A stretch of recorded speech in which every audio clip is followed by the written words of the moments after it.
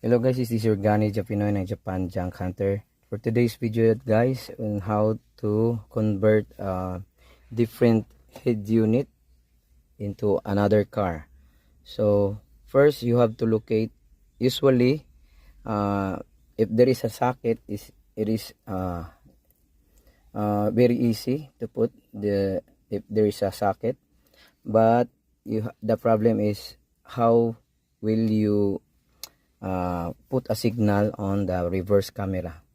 So here you have to check first the reverse camera input signal, reverse gear, reverse gear signal input.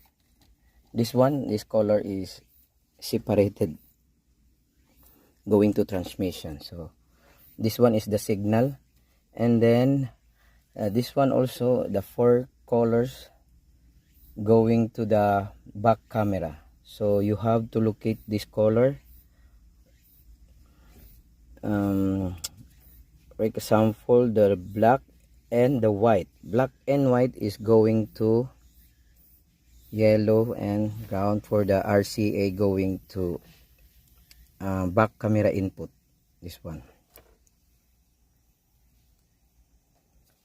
And then this green, this color green is going to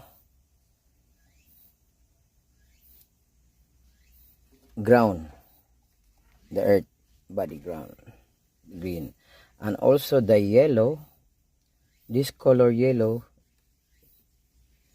is going to positive 12 volts. So we will try.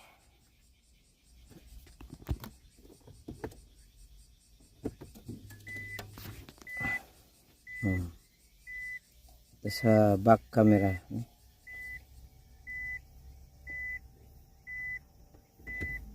put on neutral again. So already have a back camera. So here, this is the back camera.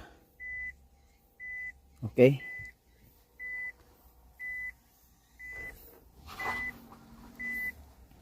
So I recap, this wire is going to back camera, the 4 color.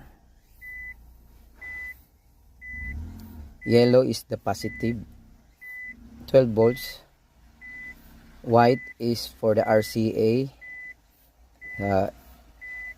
and also the black is going to RCA.